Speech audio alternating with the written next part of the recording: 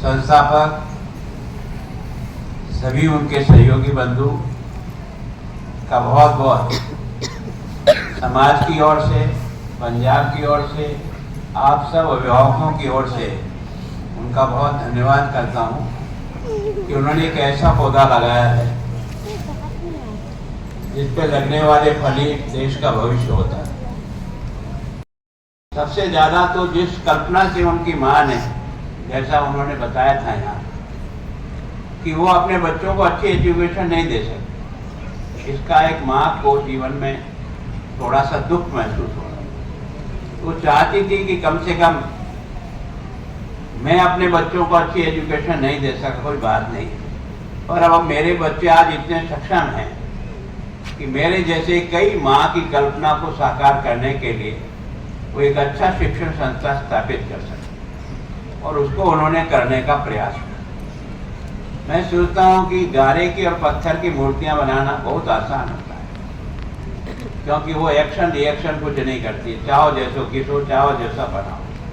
लेकिन मनुष्य को बनाना बहुत कठिन काम है।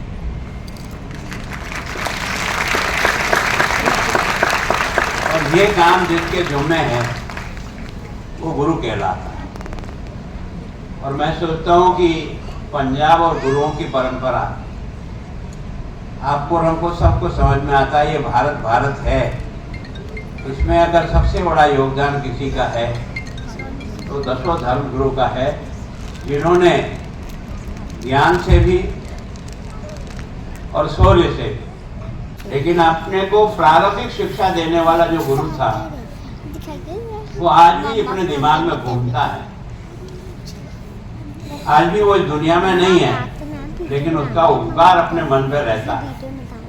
तो वास्तव में बच्चा जिसको प्यार करता है माँ के बाद, वो सबसे ज्यादा प्यार करता है अपने गुरु।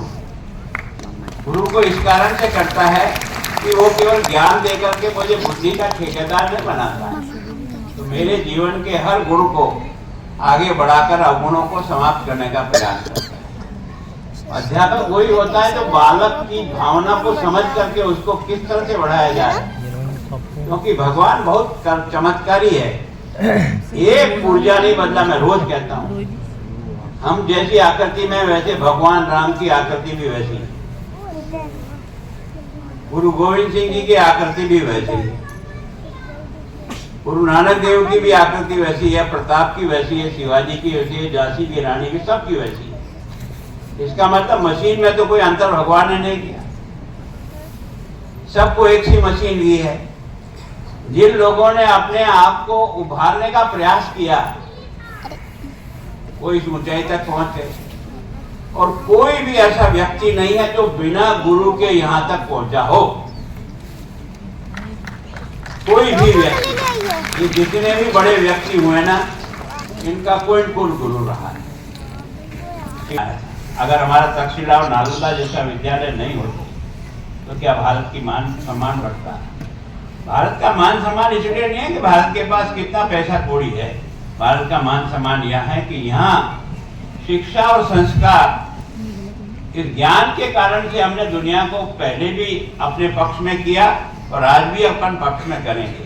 हमारा बच्चा बहुत टैलेंट है, इतना बड़ा भगवान जाने क्या हमारी बच्चे को भगवान ने कला दी है कि जो कुछ हमारा बच्चा यहाँ ग्रो करता है। यहाँ के जितने डॉक्टर अमेरिका यूएसए में गए हैं, मैं आपको कहता हूँ, मैं कई बार जाने का मौका मिला, बेस्ट डॉक्टर कोई माना जाता है अगर न्यूयॉर्क में, तो वो कोई न कोई हिंदुस्तानी माना जाता है। मतलब कोई हमारे में किसी प्रकार की कमी नहीं है। उस कमी की पूर्ति 2047 कैसा होगा? भारत नंबर 1 पे होगा। किसके भरोसे होगा? इन विद्या मंदिरों के भरोसे। ये सोचे कि मैं मेरे बच्चों को पास फेल करा रहा हूँ, ना है, मैं आगे भारत का भविष्य बना रहा हूँ। मेरे हाथ में छोटा मोटा काम नहीं है, मेरे हाथ में देश निर्माण का काम है, और मैं एक देश निर्माण के अंदर एक छोटा सा कारीगर बनकर के इस बच्चे को तराशने का प्रयास कर रहा हूँ। वो जिस तन्मय होकर के इस काम को करेगा उतनी सफलता मिलेगी। अभिभावकों को भी मैं विशेष रूप से धन्यवाद देता हूँ कि केवल बच्चों को स्कूल में छोड़ करके स्कूल से अलग हो जाने से बच्चा ग्रो नहीं करेगा। बच्चे के बारे में समझने के लिए गुरुओं से भी संपर्क होना चाहिए कि आपका बच्चा किधर जा रहा है। आज की तारीख में जो सबसे बड़ी चुनौती बनी इस नौजवान पीढ़ी को, वो है नशा। इस पंजाब को सबसे ज्यादा कमजोर कोई कर रहा है आज। इस बहादुर कौम को इस एक से कैसे गिराया जाए, वो ये नशा है। इस नशे को कौन रोक सकता है? इस नशे को ये विद्या के मंदिर तोड़।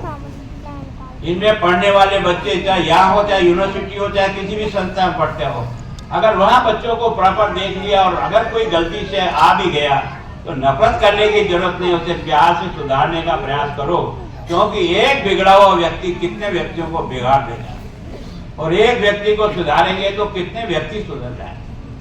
तो यह जो चुनौती का काम है वो इसी जगह आता है। मैं सोचता हूँ कि गिल साहब, आपको और आपकी टीम को धन्यवाद देता हूँ, अभिभावकों में देता हूँ, लेकिन समय समय पर कम से कम अपने बच्चों के बारे में अपने यहाँ पढ़ाने वाले शिक्षकों से कांटेक्ट में रहिए, अपनी बात वहाँ तक पहुँचाइए, उनकी बात आप तक पहुँचाएगा, तब जाकर के बच्चे को सब दृष्टि से देखा जा सकता है और बच्चे को अच्छा बनाया जा सकता है। मैं सोचता हूँ कि आज आपने मुझे यहाँ बुलाया, मैं आपका बहुत आभारी हूँ, और इसका लोकार्पण मैंने किया है। मैं सोचता हूँ मेरा लोकार्पण महत्वपूर्ण नहीं है, यहाँ तैयार होने वाले भविष्य के बच्चे महत्वपूर्ण हैं। वो कितने होते हैं, ये हमारी सबसे बड़ी सफलता होगी। आप सबका बहुत धन्यवाद।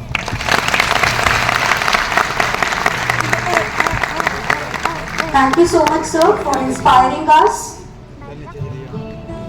Ladies and gentlemen, as our esteemed chief guest prepares to take leave, may I please request everyone to kindly rise from their seats.